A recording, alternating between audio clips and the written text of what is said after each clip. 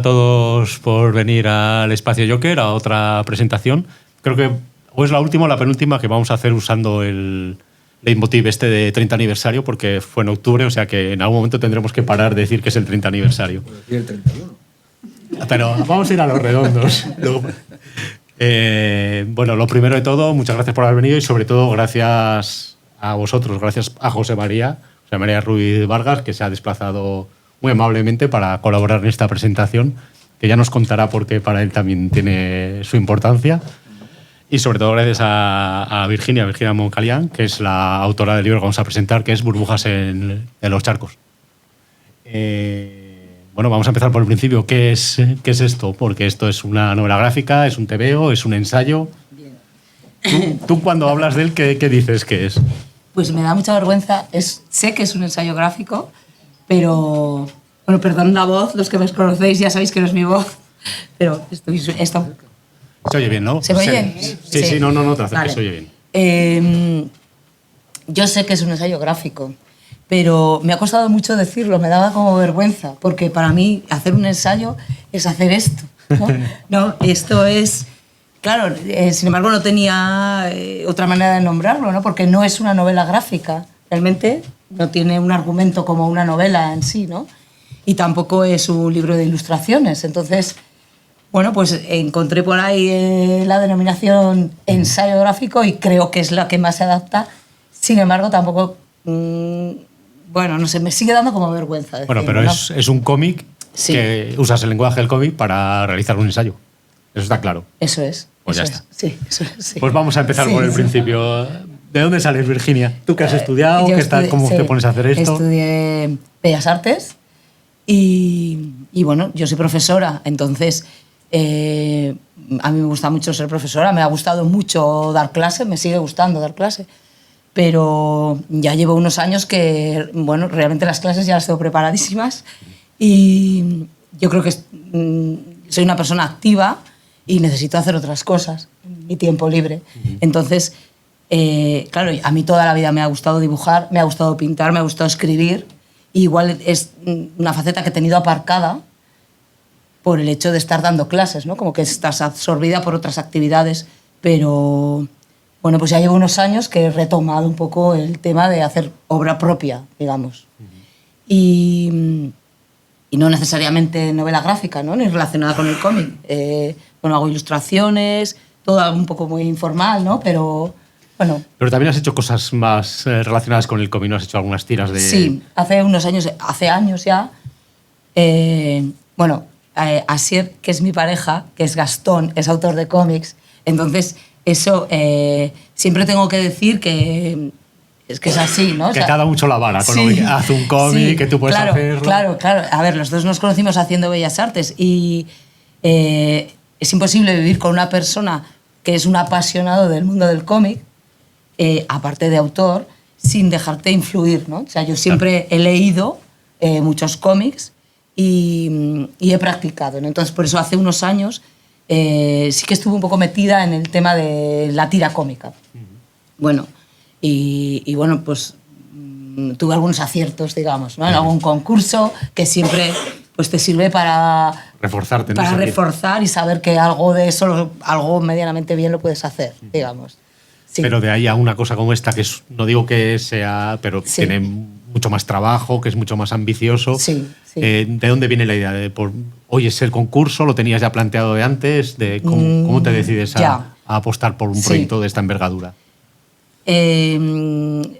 Para empezar por el principio, yo bueno, me tengo que remontar al año de la pandemia, que es que hubo tantos proyectos aquel año, ¿no? Todo el mundo, para contar algo, parece que tenemos que empezar por la pandemia. Pues yo también. Durante la pandemia empecé a recopilar frases, no sé, bueno, todos hacíamos cosas, ¿no? Bizcochos o tal. Y yo, mejor frases que panes. Sí. Y empecé a recopilar frases de vosotros, ¿no? De mis amigos, de mis familiares.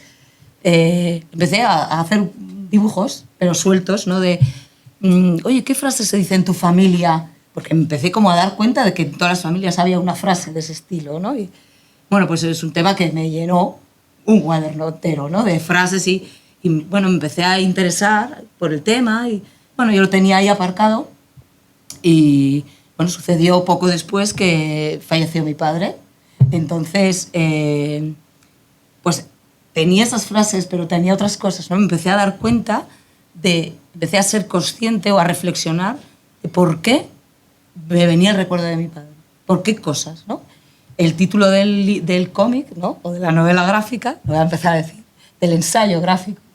El título es, bueno, una frase que decía mi padre, ¿no? Y que es verdad, es real, que yo, en mi familia, antes de que se muriera también, cuando vemos burbujas en los charcos, ay, mira, va a llover más, como decía tu padre, o como dice tu padre, o tal.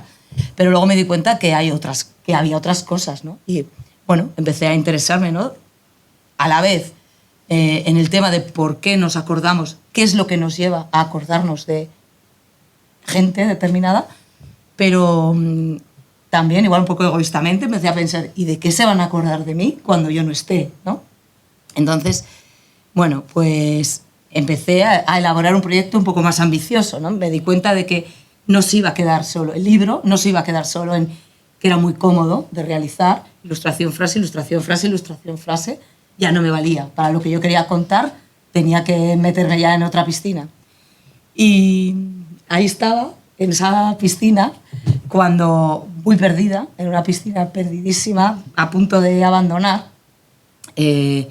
cuando, bueno, me enteré de que se convocó el concurso de novela gráfica del Gobierno de Cantabria y decidí que a lo mejor me presentaba, ¿no? Entonces, y como que aceleré un poco el proceso. Pero tenías un poco en la cabeza la idea de voy a hacer algo sobre voy el a hacer tema, algo sobre y fue como el disparador que dice, o me pongo o no. Exacto, ¿no? Es como que la urgencia de tengo que acabar un proyecto, porque si no esto hubiera sido un cuaderno de los miles que tengo de cosas sin acabar, ¿no? De toda la vida. Bueno, pues si no llega a ser por lo que me pasó, que fue mi coincidencia con este libro, que se acababa de salir hacía unos meses, pues el libro se hubiera parado ahí, ¿no? Pero, bueno, pues coincidí que encontré el libro La memoria de la vida, que, bueno, voy a contar cómo cuando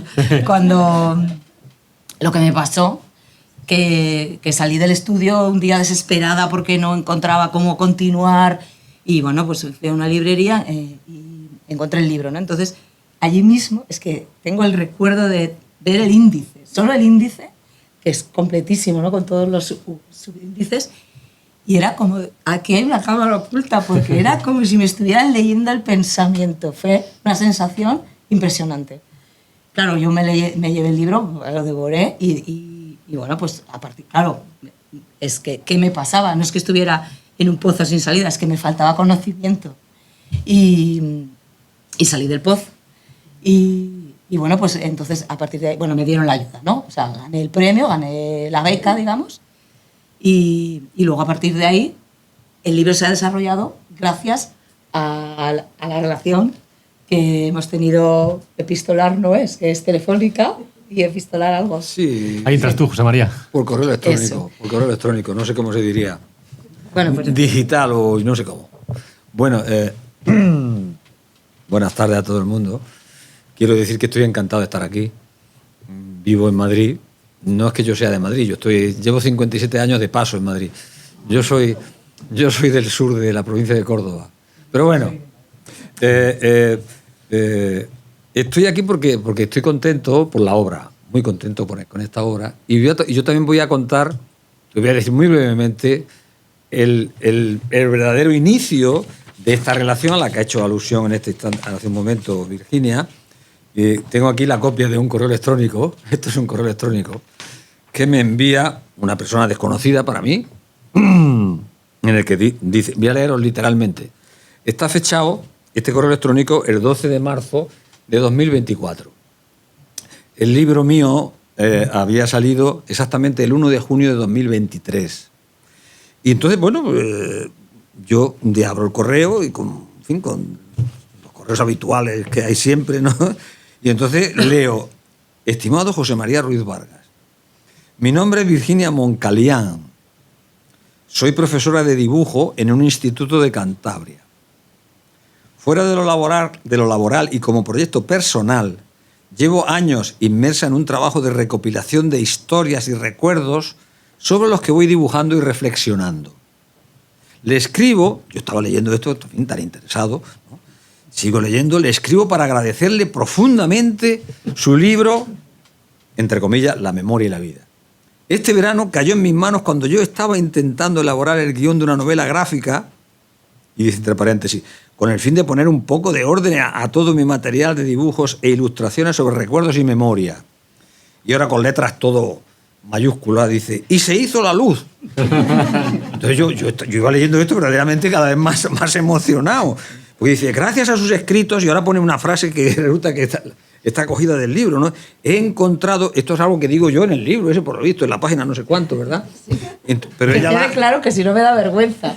No, es que no, yo estaba lanzando el anzuelo, pero... Y no se había dado cuenta, de que la frase era suya. Y la frase era suya. Sí, no, a mí me sonaba, el otro día se lo dije, digo, no, Te gustó la frase, ¿no? Yo cuando la leí, no, pero es cierto, ¿no? Completamente, no, pero cuando la leí me resultó familiar, ¿verdad que te dije eso? Sí. Y entonces dice, gracias a sus escritos, y dice ahora, he encontrado la luz en un laberinto desesperadamente oscuro del que no sabía salir.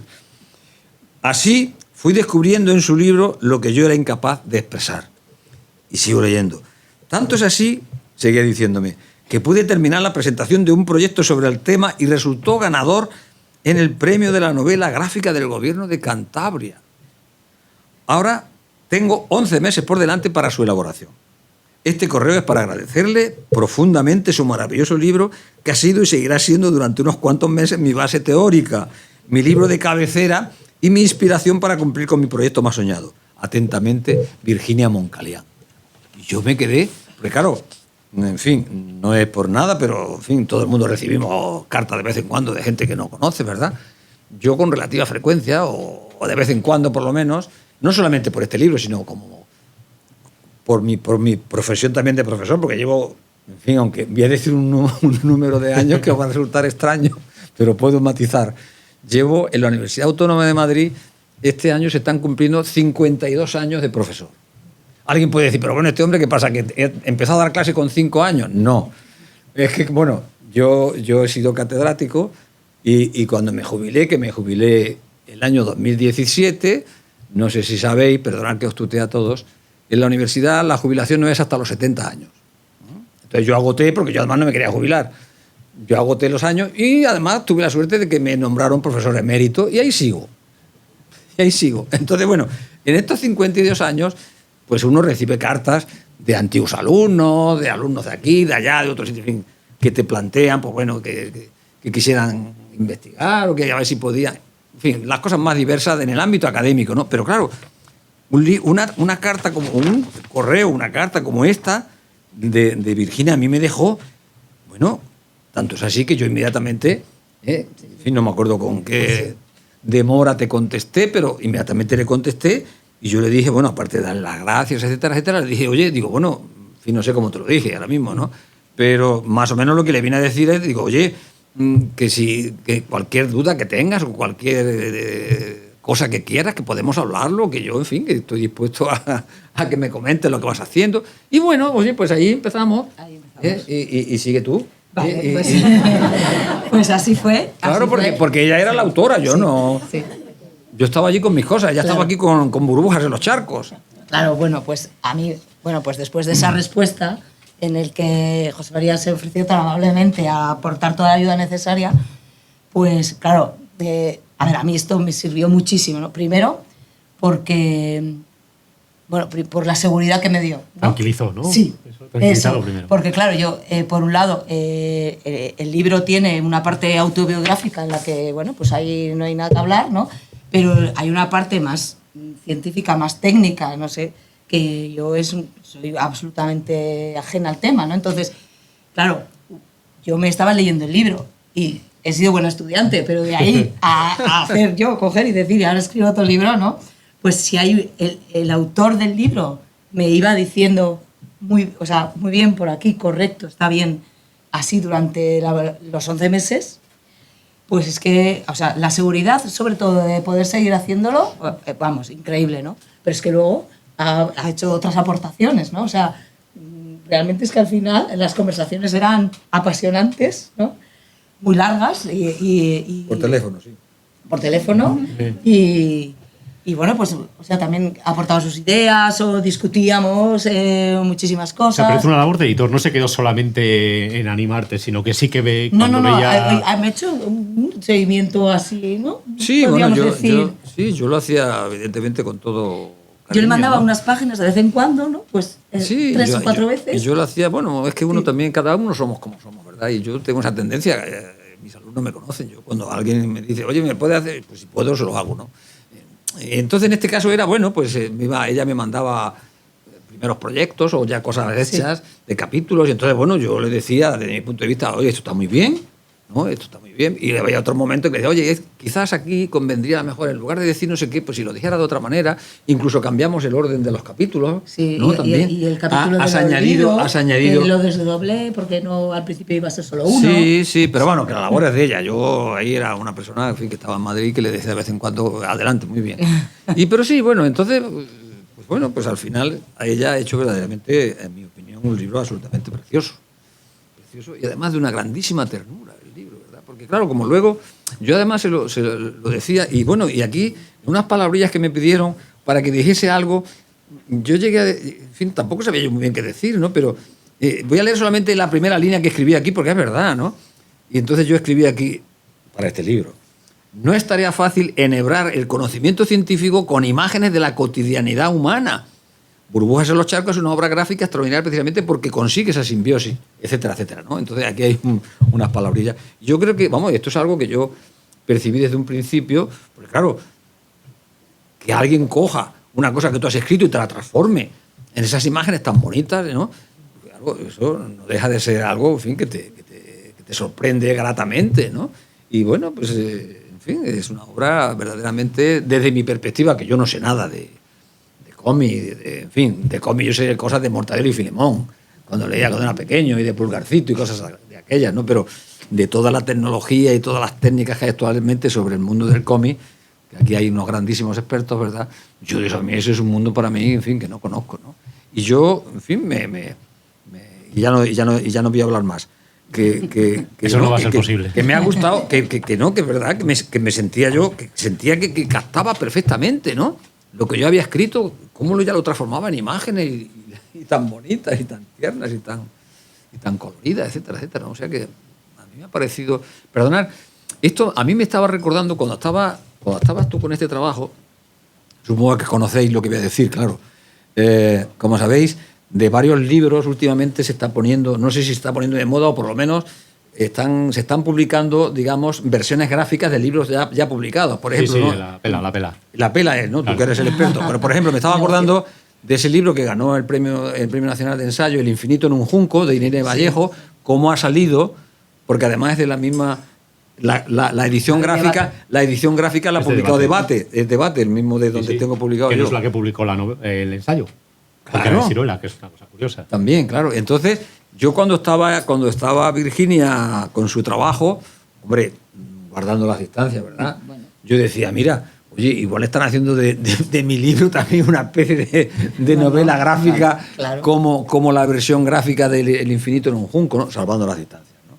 Entonces, bueno, en fin, son ideas que por lo visto, y quiero recordar, corrígeme tú, ¿no hay también algún libro de Harari que lo han hecho? Sí, lo han hecho en 3 volúmenes. El primero, gráfico el también. Sapiens, está en 3 volúmenes. El Homo sapiens, ¿verdad? El Sapiens está en 3 volúmenes. Eso es, ¿ves? También Y lo creo han que hecho. Debate también. Ahí te digo Sí, de sí, memoria, Debate, pero creo por que supuesto. Debate. Sí, Yo, para mí, lo que más me enorgullezco de mi libro es que me lo publicó Debate.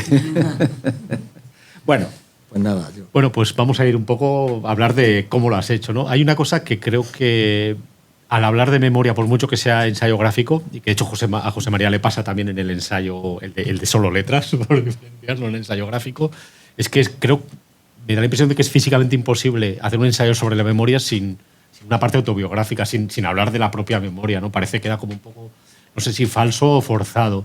Y si en el ensayo publicado en Debate aparece, que también lo combinas con segundas y terceras personas, tú evidentemente tiras de tus recuerdos y eso hace que se cree una corriente de empatía, una corriente de identificación del lector con la obra importante. ¿Te resultó difícil combinar la parte más puramente ensayística y la autobiográfica? ¿Te salió de forma natural? cuál te supuso más problemas. Ya. Yo te he suelto. Sí. ¿Entiendes por dónde va? Expláyate lo que crees que sea necesario. Sí, ya sé qué es lo que quieres decir, ¿no? De hecho, yo cuando empecé el proyecto no iba a ser en primera persona. Aunque estaba contando cosas de mi vida, pero pues yo pretendía que estuviera narrado en tercera persona. Y hubo un momento que no sé por qué, igual es como tú dices, ¿no? Que es como físicamente imposible escribir sobre la memoria hablando en tercera persona, ¿no? O por lo menos pensando en tercera persona, aunque luego lo puedas escribir en primera, ¿no? Pues tuve que rendirme a la evidencia y decir, no, tengo que contar lo que yo estoy contando, ¿no? Pero no era tu primera intención. No era mi primera intención. Aunque las anécdotas fueran a lo mejor reales, yo no quería, me daba como... No querías aparecer, ¿no? No quería aparecer, eso es. Yo no quería aparecer porque la sensación no es lo mismo cuando estás leyendo un relato autobiográfico y el autor te está diciendo me levanté, crucé, me tomé un café, cogí el autobús y fui a trabajar. Y tú te lo estás leyendo y estás viendo que es una cosa normal, que es una obra literaria y ya está, una narración. Y sin embargo, cuando yo estaba escribiendo de mí misma, decía, ¿y esto a quién le importa? ¿No? Que me resultaba muy difícil escribir de mí misma. Me daba como, qué tonta soy, ¿no? ¿Por qué estoy yo contando esto? Y luego al final dije, no, es que lo tengo que hacer así. De hecho, luego tuve que cambiar algunas cosas para aparecer yo tantas veces, poner personajes que no era yo, aunque sí fuese, ¿no? Y al revés también, o sea, luego es una especie de autoficción, ¿no? Todo es siempre hay parte de autoficción. Siempre ¿no? hay parte de autoficción. Y no sé qué me has dicho. Voy a decir otra cosa, pero se me ha olvidado. Lo que no, ¿cómo combinabas? Si te salía de forma muy natural o veías que. No, lo veía así. Apoyaba. Una vez que decidí que iba a ser así, ya está. O sea, no tuve que dar más vueltas. Era imposible además volver atrás. Y luego el recurso de. ¿Cómo? A ver, ahí difícil era como método el ensayo, ¿no? Entonces, claro. La idea es que puede tener un formato de novela, porque. A ver, igual es un poco imperceptible, ¿no? Pero realmente el libro es una búsqueda. Es la protagonista, que soy yo, empieza haciéndose unas preguntas sobre los recuerdos y da con este libro y se va obteniendo respuestas, ¿no? Va haciendo una serie de reflexiones y respuestas. En esa parte eres totalmente sincera, de hecho. Sí, claro, sí, es verdad, sí. Entonces, ¿cómo hacer que una tercera persona piense? O sea, ¿cómo contar lo que piensa una tercera persona en sus reflexiones personales sobre los recuerdos? Eso es muy difícil, dibujándolo, ¿no? Claro. Es que, vamos, yo lo veía muy difícil. Una cosa es contar la actuación de un personaje y otra cosa es contar la reflexión de un personaje que no eres tú. Entonces tenía que ser yo, evidentemente, y ahí fue cuando decidí que el recurso tenía que ser el cuaderno de notas. Que sí, que es un recurso realmente, vamos a decir, básico, pero es que me funciona. No, es que funciona perfectamente. Es que cuando ves el cuadriculado, eso a todos, eso que hablas, que no sé si lo comentaremos o no, pero esos disparadores, esas cosas que nos traen recuerdos de otras épocas, cuaderno cuadriculado, es físicamente imposible que nadie, al verlo, no vuelva a la infancia, o sea, no vuelva a esos recuerdos. Sí. Y de hecho, si estás hablando precisamente de eso, que el recurso que uses funcione de esa manera, no es que sea, es casi meta, ¿no? Es como ir un poco más allá, ¿no? Sí. Qué bien. Y la parte más, que esto tampoco quiero extenderme mucho porque aquí creo que hay gente de todo tipo, igual no les interesa mucho, pero la parte más técnica, la de puesta en página, la técnica de... ¿Eso te salió más natural, era más lo que iba contigo o también tuviste que darle muchas vueltas? ¿Te refieres a la técnica gráfica? Tanto qué técnica gráfica usaste para hacerlo, estilo, eso, o como la puesta en página, etcétera. Ya, a ver, lo que es el planteamiento de la novela me costó muchísimo. Ayer hemos estado hablando de cómo se hace un libro, ¿no? Y yo he contado que yo para hacer esto tenía una pared entera con mis 128 páginas puestas en la pared, ¿no? Que eso lo aprendí de Asier, de Gastón, ¿vale? Pero tenía así puesto en la pared y iba moviendo, ¿no? O sea, iba moviendo los capítulos. Era tener la visión del libro entero en una pantalla de ordenador, como hace José María, yo no puedo. O sea, yo necesito verlo, ver el libro completo ahí, ¿no? Estilo policíaco. Sí, estilo policial. Yo se lo dije ayer, me recuerdo las películas estas de la serie, ¿verdad? Entonces, claro, a mí me encantaría... Eso, por ejemplo, se usa también mucho en audiovisual, es un recurso bastante... Sí, ¿no? En hacer guiones. Y sobre todo sí. cuando hay que mover cosas, Claro, ¿no? Porque, claro. porque por lo que habéis comentado, no sé si por influencia o de José María, moviste los capítulos, Sí. tenías claro cuáles eran, por dónde ibas a ir, bueno, cuál leer. Pues la base era un poco el índice del libro La memoria de la vida, ¿no? Pero luego, pues claro, a ver, estos son 700 páginas y estos son 128 y además dibujitos. Entonces, pues claro, no está tan condensado, ¿no? Bueno, pues tuve que quitar parte. Y igual lo que más así... Bueno, perdona, te queda Burbujas en los charcos 2. Sí, que está en nuestra cabeza, sí, sí. No, iba a decir que igual en lo que más le agradecía a José María su intervención con respecto a este tema de los capítulos fue que yo no quería hacer el capítulo del olvido. No quería, ¿no? Porque, bueno, pues yo creo que era porque se me había acabado el tiempo y estaba ya hasta el moño de Burbujas en los charcos. Yo quería ya acabar con los recuerdos y tenía muchas cosas del olvido hechas, pero no tenía dónde colocarlas, ¿no? En mi pared No entraba. cada vez lo iba poniendo aquí. Entonces dije, pues lo meto un poco con calzador y tal. Y entonces José María me dijo una frase lapidaria, me dijo, ¿cómo va a haber un libro de la memoria que no tenga el capítulo del olvido? Y dijo, eso no puede ser. Tienes que poner el capítulo del olvido. Principio de autoridad Sí, ahí, ¿no? sí, dije yo. No me ¿No te acuerdo. acuerdas? Pues, Lo niega. De la idea sí, pero de las formas sí, no. Sí, sí, me dijiste así. Dijiste, pero hombre, pero muchacha, ¿cómo va a haber un capítulo de la memoria si no tienes un libro sobre la memoria sin un capítulo que es el olvido? Eso no existe. ¿Es verdad? Es verdad. Y dije yo, bueno, pues nada, lo tengo que... Es que el olvido es la cara oculta de la La memoria. oculta de la memoria, sí. Y nada, es lo que más así... Y lo hizo él también. sí. Lo hice porque soy obediente. Sí, bueno. Y no, respecto a la técnica, bueno, si os estáis fijando, he traído, además de algunas páginas del libro, pues me ha parecido interesante traer algunos dibujos sueltos, ¿no? Que tenía encima de la mesa, mientras iba haciendo y tal, y ahí se puede ver cómo lo he trabajado, que es básicamente haciendo los dibujos a mano, gráficamente, y luego escaneándolos y trabajándolos con la tableta gráfica. O sea, que tampoco me he inventado ningún método. Básicamente es eso, sí. Bueno, y vamos al tema, ¿no? Que es el tema al que has dedicado tu carrera profesional y tú el trabajo más grande que has hecho en el mundo artístico, que es la memoria. ¿Qué tiene la memoria? ¿Por qué la memoria os obsesiona y nos obsesiona a tantos, ¿no? ¿Qué es lo que veis vosotros que hace que eso sea así? Sí.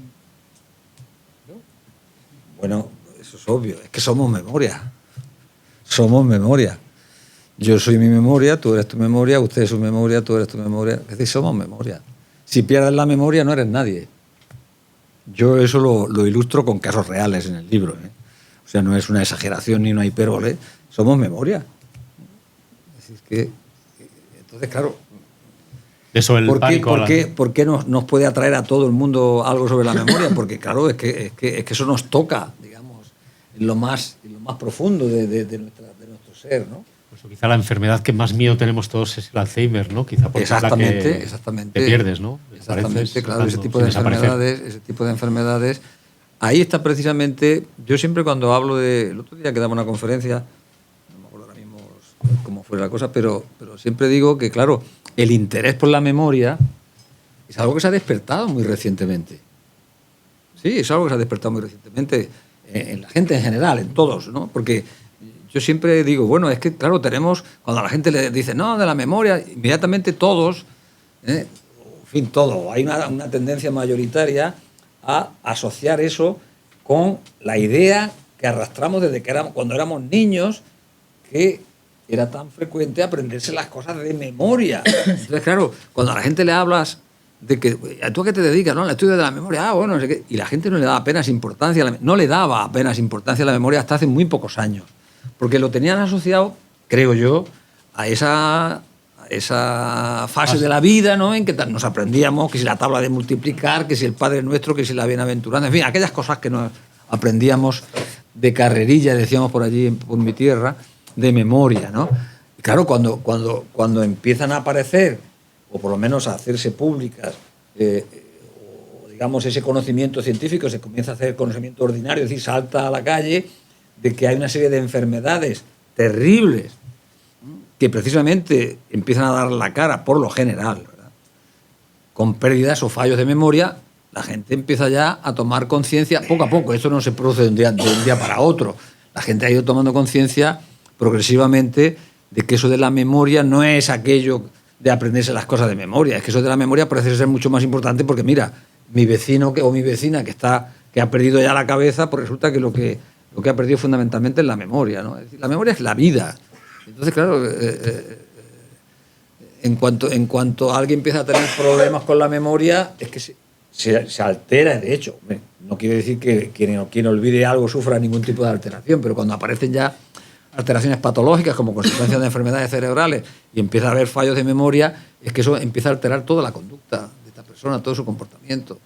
Se pierde en la calle, ya no sabe llegar a casa, ya no sabe hacer las cosas más cotidianas, etcétera, etcétera. En fin, lo que son las demencias como consecuencia de enfermedades neurodegenerativas, y siempre lo que más asusta a la gente y lo que más alerta es precisamente ahora, últimamente, ¿no? A mí, yo he conocido casos de personas con unos niveles de ansiedad tremendos, convencidas de que tenían Alzheimer, y no había más que ansiedad. O sea, que eso también lo digo, siempre que tengo oportunidad lo digo, porque hay muchísimo miedo también, ¿no? Claro. Con tanta información en la televisión, en los periódicos, en la radio, ¿no? El Alzheimer, bueno, la gente ya en cuanto se le olvida algo te dice, oye, ¿no tendrá Alzheimer? Ya, no, sí, sí. Tranquilo, que tampoco... Es decir, que efectivamente hay una conciencia muy clara, en fin, probablemente de una manera sin necesidad de conocer en profundidad lo que es la memoria, pero la gente tiene muy claro, todo el mundo, yo creo ya, ¿no?, que eso de perder la memoria, en fin, puede ser el inicio de un camino realmente peligroso, ¿no?, o temible, ¿no? O sea, sí. En tu caso, Virginia, ¿ha sido con la recopilación de frases o ya desde antes siempre ha sido un tema que tenías ahí que te obsesionaba o que le dabas vueltas? No llegaba a obsesión, pero pues... te ha disparado por eso. Se me ha disparado, sí, porque, a ver, una cosa es, a mí siempre me ha gustado recordar, ver los álbumes de fotos, están en mi casa todos desordenados porque, o sea, saco los álbumes que me encantan, ¿no? Y los objetos del pasado me gusta tener, tal.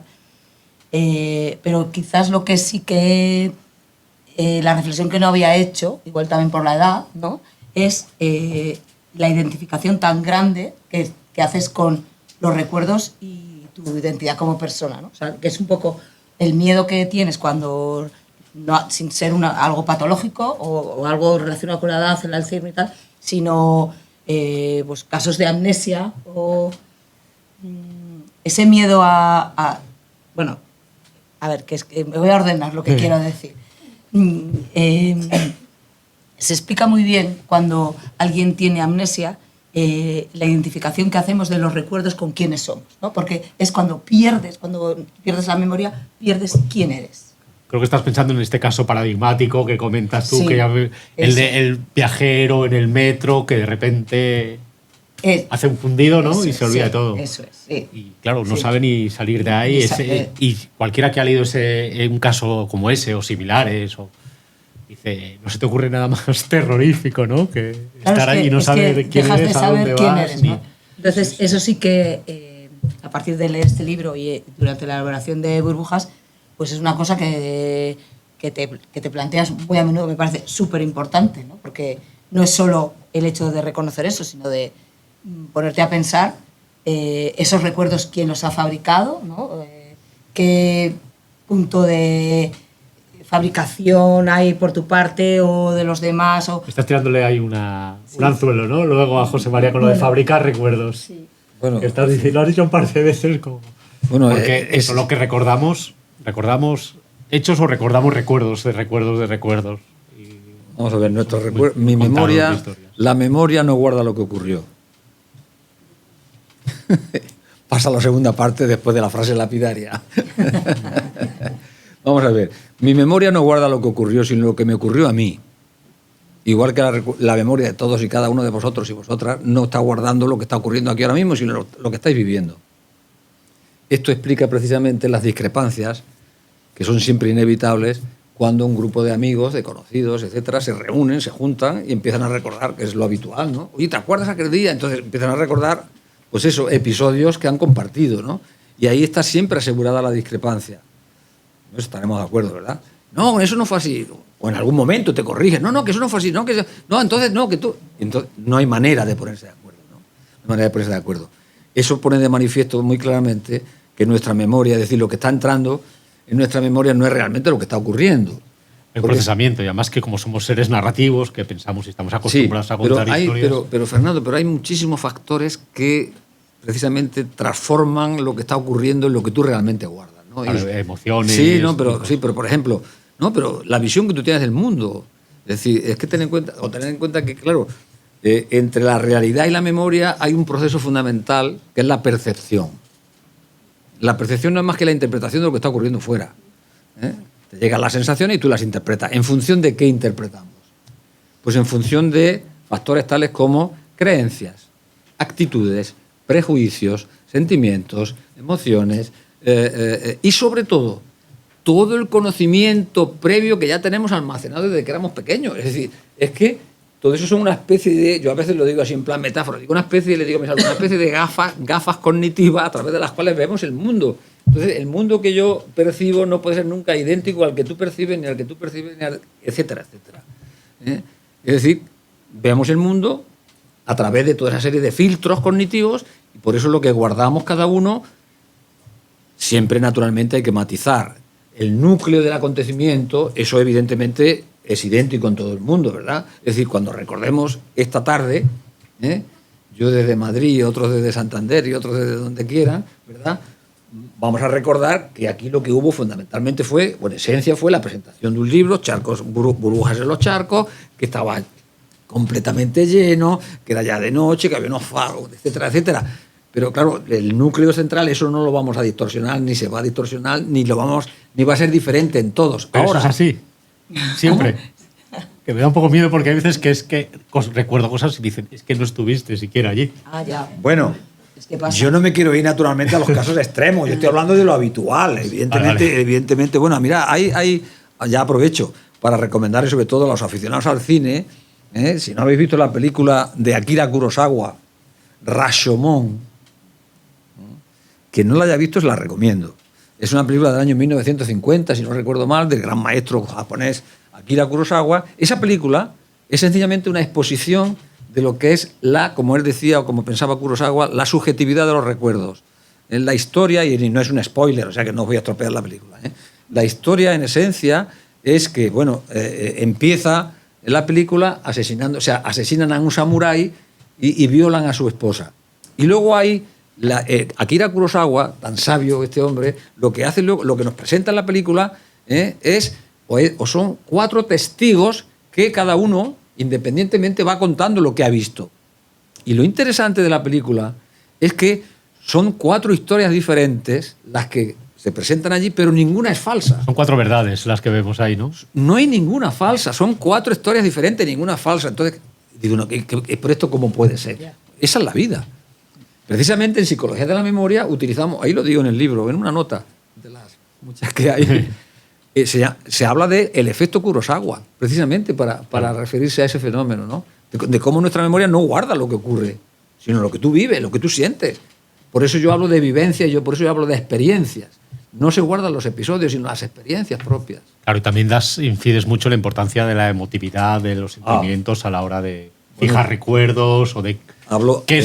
¿Cuáles son los recuerdos que permanecen y por qué? ¿No? Le doy tanta importancia a la emoción que digo, para mí la emoción es como el superglue de la memoria. Pues ahí recurro, ¿no?, a una figura muy gráfica del superglue, de cómo, en cuanto está involucrada la emoción en cualquier experiencia, eso se queda grabado para toda la vida. Los recuerdos emocionales son, según los expertos, son indelebles. No hay manera de borrarlos por mucho que quieras, además.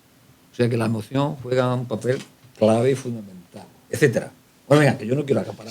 No, yo quiero decir que los que me habéis oído todos estos meses hablar de cuando yo hablaba con José María, ahora estaréis entendiendo cómo yo lo contenta que estaba, ¿no? Y era como, es que esto, ¿qué? Es que esto no se puede pagar, ¿no? Es que, pues, esas conversaciones por teléfono es que han sido un regalo en la vida, ¿no? Porque es que da gusto oírle, es que todos tenemos que estar de acuerdo en eso, ¿no? Bueno, va pasando el tiempo y antes de pasar por si hay alguna pregunta del público, y no, espero que no sea para pillar, pero me gustaría, una vez empiezas el proyecto, la idea que tienes en mente, y luego la acabas, hay un trabajo muy grande para realizarlo, hay muchas conversaciones, hay muchas lecturas.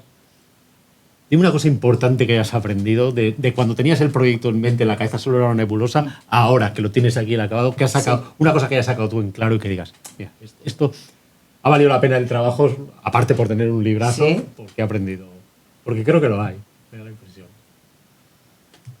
Sí, pero sí que me estás pillando, la verdad. Sí. No lo sé, o sea, realmente es un revulsivo el tema, ¿no? O sea, no he escrito un libro sobre, no sé, sobre las fiestas de Bilbao. Sí, pero tenías tan clara la importancia de la memoria en la construcción. No, claro, ese es el... Es que yo, al leerlo, me da la impresión de que, efectivamente, de que sale muy a flote el... Es eso, ¿no? Y por eso yo creo que, al final, a ver, yo estoy muy contenta con el resultado y creo que ha sido por eso, ¿no? Porque mientras lo iba haciendo, me iba tocando una fibra, ¿no? Que era como un poco un autoconocimiento de mí misma y una deconstrucción realmente, ¿no? Decir, ¿no? Y has tirado muchos recuerdos personales que los has trabajado muchos a la hora de desarrollar la obra. ¿Has recordado cosas? He recordado cosas, pero tampoco es tan importante el hecho de haber elegido tal recuerdo, tal otro, porque he elegido los que pensaba yo que más gente podía empatizar con ellos, ¿no? Los más compartidos, digamos. Pero más el hecho de cómo se han construido los recuerdos, ¿no? O sea, no qué es lo que recuerdo, sino por qué me acuerdo de esto. Entender por qué, ¿no? Entender por qué, ¿no? Porque si estamos todos de acuerdo que todo se basa en la emoción que te haya surgido en el momento, hay veces que tienes muy claro, ¿no? Que, pues me acuerdo de cuando cumplí 10 años porque me regalaron una bicicleta. Ay, claro, es que eso es muy emocionante, tal. Pero es que hay otras veces que no está tan claro, ¿no? Tienes recuerdos que dices, ¿pero por qué me acuerdo de esto si me da igual? O sea, son cosas que no... entonces, es un ejercicio como muy interesante de plantearte sin entrar en si ese recuerdo es fidedigno o no, pero solo entrar en ese planteamiento, ¿no? Te vas conociendo realmente. Tiene la palabra el catedrático. No, hombre, no. No, vamos a ver. Claro, es que en 15 minutos, en 5, en 10, en media hora, uno no puede contar las cosas y los fenómenos de la complejidad de lo que aquí estamos hablando. Solamente uno puede dar unas pinceladas, ¿no? Quiero matizar entonces lo de la emoción, el superglue, etcétera, etcétera, ¿no? Es decir, o concretamente, y hace poco en una entrevista que me hicieron en Hora 25 me preguntaban, bueno, ¿y por qué yo a veces me acuerdo de cosas de tontería y no me acuerdo de otras? También tiene su explicación, ¿no? Vamos, la explicación, en mi opinión, podría ser, y es que, efectivamente, una vez decir, bueno, ¿y por qué me acuerdo yo ahora de aquella cosa tan simple, tan tonta, y sin embargo no me acuerdo de otras más importantes? Bueno, yo entiendo, en mi opinión, que probablemente en aquel momento tú le prestaste una atención, porque eso nos ocurre muchas veces. A veces te quedas fijo con una tontería o dándole vueltas en la cabeza y dices, tontería. Bueno, en el momento en que algo recibe nuestra atención, es decir, en el momento que nosotros focalizamos la atención en algo, eso, digamos, las probabilidades de que eso entre a formar parte de la memoria o se quede ya guardado en tu cerebro o en tu memoria, como queramos decirlo, son altísimas, altísimas. Y a la inversa, cuando no se le presta atención a una cosa, hombre, también está todo lo que es la percepción subliminal, pero en fin, no vamos a entrar por ahí. Pero vamos a manejar las cosas, digamos, más, como más gruesas y que se ven más claramente. Es decir, cuando se le presta atención a algo, las probabilidades son altísimas de que ese algo quede en memoria algún tipo de huella duradera. Entonces, a veces ocurre que yo me puedo quedar mirando aquí sin darme cuenta, en fin, a esta botella y mientras vosotros estáis leyendo de otra cosa, yo estoy pensando aquí, leyendo aquí 33 centilitros, una tontería, ¿no? Y luego, pues mira, pues igual luego estoy por la noche ya con los ojos cerrados, haciendo un poco de examen de todo el día, que tiene uno costumbre de hacerlo antes de dormirte, y te acuerdas de la botellita de los 33 centilitros. Bueno, es un ejemplo tonto también, ¿verdad? Pero tiene explicación también por qué a veces encontramos en nuestra memoria que ha habido un pasado más o menos cercano o lejano en que dices, yo de estas tonterías. También se puede dar porque también van cambiando tus valores respecto a las cosas. Y quizás esa cosa que tú en este momento no le estás dando importancia o que no te parece trascendente o que te parece literalmente una tontería, igual en ese pasado aquello no era tan tonto para ti. Quiero decir, ahí hay muchos factores y cada caso hay que verlo y cada persona, etcétera, ¿no? Pero es decir, en nuestro cerebro, la base, digamos, el hardware, ¿no?, de nuestra memoria, que sería el software, por decirlo de una manera también muy actual, funciona en base a un principio que se llama es el principio de economía. Es decir, no guarda las cosas tontas ni nada, ni lo irrelevante, sino que guarda generalmente lo que uno entiende que es trascendente para ti, etcétera, etcétera, ¿no? Entonces, aunque eso sea tonto ahora, quizás en aquel momento no lo era tanto, ¿no? Por plantearlo de una manera muy general. Lo habría que matizar, que seguro que sí, que dice alguien, pues sí, yo me acordaba de una tontería y era tontería entonces, ahora y lo será siempre, ¿no? Por los siglos de los siglos, pues ya está, vale. Pero bueno, en fin, que las cosas son más complejas de lo que parecen, ¿no? Pero grosso modo...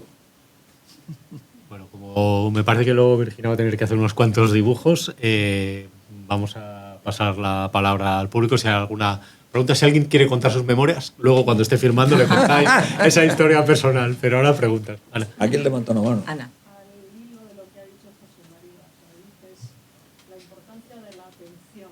Sí. Y en este mundo nuestro tan disperso que no focalizamos la atención en nada, con esto de las maquinitas y ¿tú crees que eso va a tener una repercusión global? O sea, que vamos a tener una generación de desmemoriados. Bueno, en fin, eso es una pregunta que... Hombre, yo tengo respuestas, pero quiero decir que en fin, es delicado establecer aquí un principio ya como diciendo la que le espera a nuestros nietos, a nuestros hijos, etcétera, va a ser un mundo tremendo, ¿no? Que probablemente lo va a ser, ¿no? Pero en fin, probablemente por otros personajes, ¿no?, que no hay que mencionar aquí. Entonces, lo de las maquinitas, lo que es evidente es que vivimos en una sociedad con, digamos, una sobrecarga de información, ¿no? Porque claro, de nuestra atención no solamente se mueve de una manera voluntaria. Es más, yo cuando trabajaba en atención, que también trabajé en atención antes que en memoria, y es un asunto que me interesa muchísimo, yo llegué también a la conclusión, como los grandes investigadores norteamericanos en ese campo, de que atención voluntaria en realidad no hay. Toda la atención es capturada siempre por los estímulos. Es decir, las cosas nos llaman la atención, hay una expresión preciosa en español, no me llamó la atención, me llamó la atención, sí me llamó la atención. Y entonces, claro, vivir en un mundo tan rico, por decirlo de una manera, en fin, sin ningún valor connotativo en la palabra rico, en un mundo tan riquísimo en estímulos, evidentemente esa atención se tiene que repartir. Se tiene que repartir, o digamos, la probabilidad de la distracción o de la distraibilidad, puesto que tu atención es capturada por estímulos muy potentes, claro, eso es muchísimo mayor ahora que si te vas a un ámbito rural o si te vas 50 años o 100 años atrás. Eso es evidente.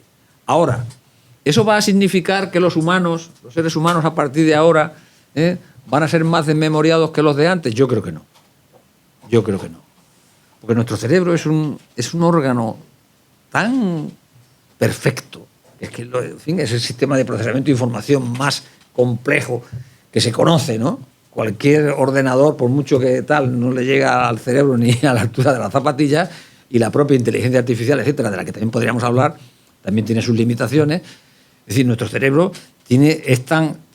como es tan potente y está tan desarrollado, tiene una capacidad de adaptación, porque claro, cuando salieron los teléfonos, hace, ¿cuánto puede hacer ya? 20 años, 30 años, aquellos ladrillos enormes que te había que llevarlos en una maleta casi, ¿no? Bueno, pues aquello también te distraía, pero y ahora ya con los modernos, quiero decir, nos vamos habituando a todo. Otra cosa distinta también es la variable edad.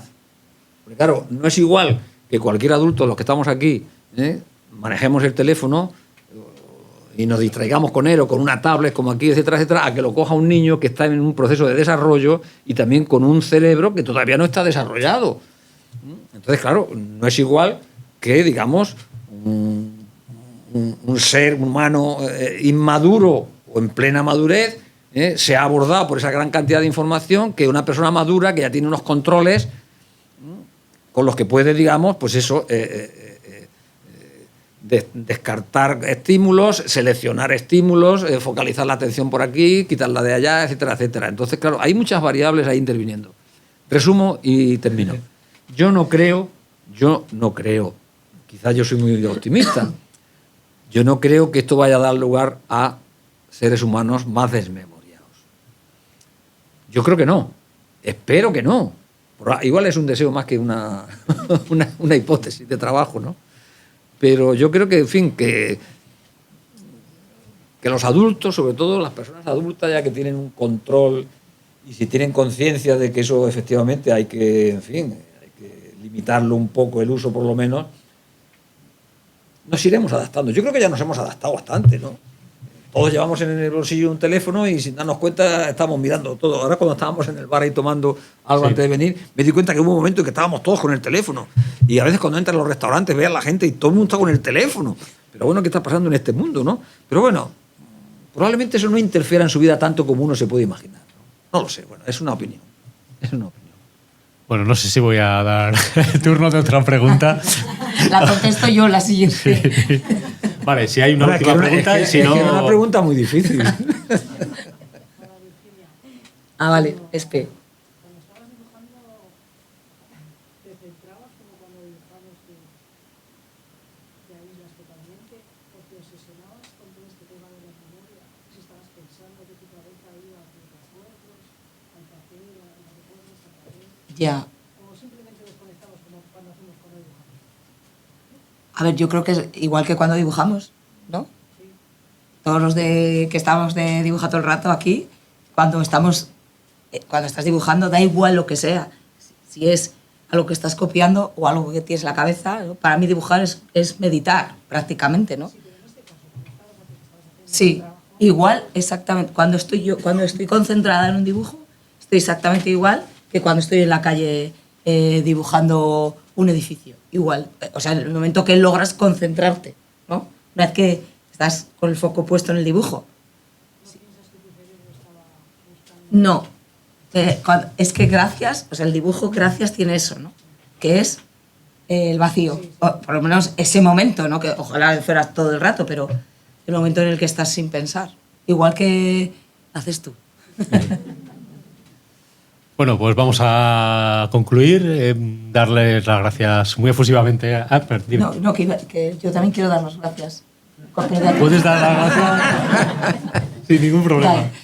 Yo primero. Como quieras. Vale. ¿A quién mandas tú? Bueno, pues quiero agradecerte, Fernando, porque no te puedes ni imaginar lo que es para mí estar aquí sentada. O sea, es que, de verdad, he visto vídeos de gente que ha estado en esta misma silla, ¿no? Que es como, y ahora estoy yo, ¿no? Bueno, he pasado una semana de nervios, ya sabes que te he Soy consciente. Sí, que te he vuelto un poco loco porque tenía mucha inseguridad, ¿no? Pero ha salido bien, ¿no? Ha salido bien, pero sobre todo porque estoy súper orgullosa de lo que he hecho y estoy súper contenta de que me hayas dado esta posibilidad. Haber estado acompañada de José María, bueno, ya le habéis oído, ya te lo agradezco sumado a todo lo que te he agradecido ya, pues una vez más, ¿no? Eternamente. Y bueno, claro, a todos que es increíble, ¿no? Cada vez que veo lo bien acompañada que estoy, que os digo, mirarme, sonreírme, tal, que no se me da bien lo de hablar, no sé qué. Y, bueno, es que muchísimas gracias porque que sois mis amigos, ¿sabes? Qué guay. Muchas gracias. Pues eso, gracias.